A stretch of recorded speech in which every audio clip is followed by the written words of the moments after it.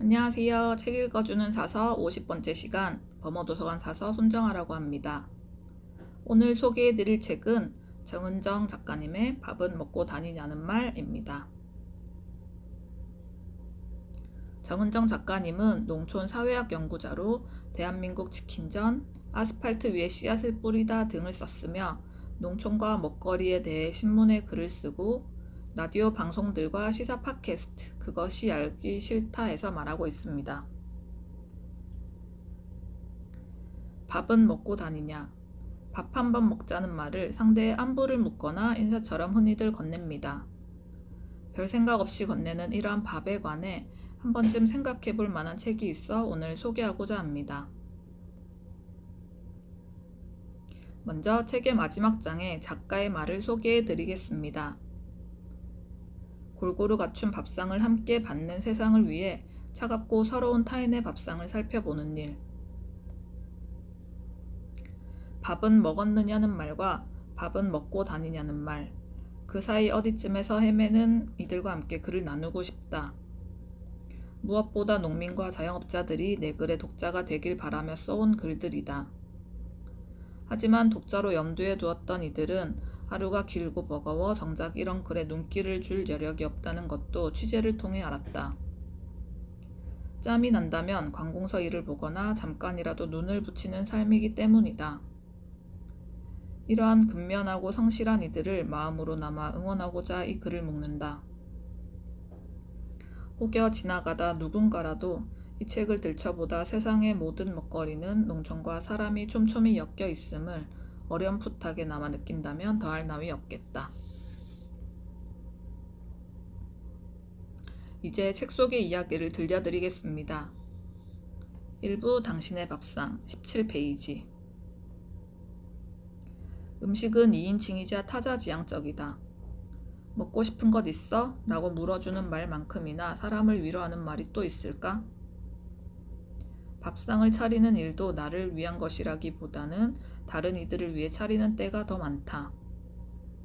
사랑하는 가족을 위해 차리는 밥상도 있지만 음식을 만드는 일에 종사하는 조리 노동자들에게 음식이란 늘 타인을 향해 있다. 혹자는 자기 자신을 사랑하라며 혼자 먹는 식사여도 잘 갖춰 차려 먹으라는 말을 하곤 한다. 주로 자기 개발을 촉구하는 이들이 그렇게 말한다.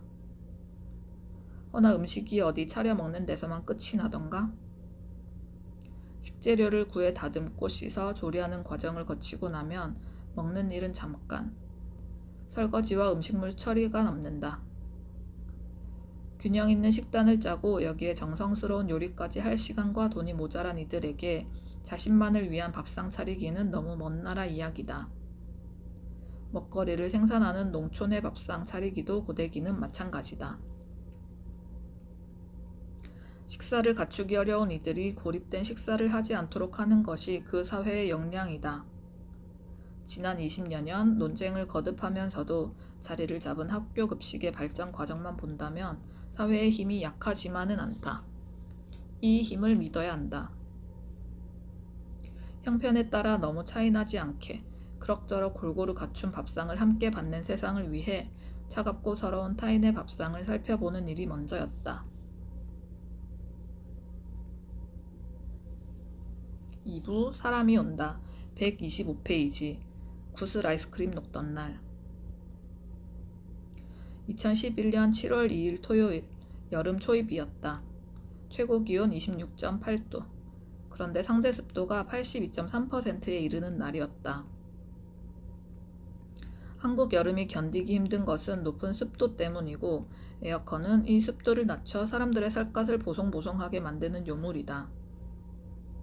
습도가 높은 7월의 첫 번째 토요일, 쇼핑카트에 아이를 태우고 일주일치 장을 보러 나선 한 가족의 웃음을 상상해본다.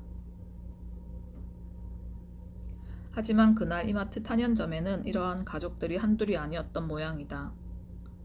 사람들이 몰리고 냉방 효율이 떨어지자 에어컨 냉매를 주입하러 4명의 노동자가 왔다.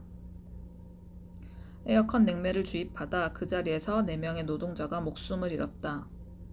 사인은 질식사였다. 목숨을 잃은 4명의 노동자 중 1명이 고 황승원 군이다. 사고가 처음 보도되었을 때는 아르바이트생으로 나왔지만 나중에 알려진 그의 이름은 황승원이다.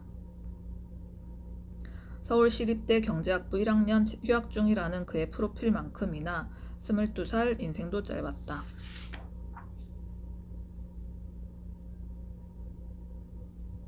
황승원 군은 학교 동기들조차 잘 기억하지 못하는 학생이었다.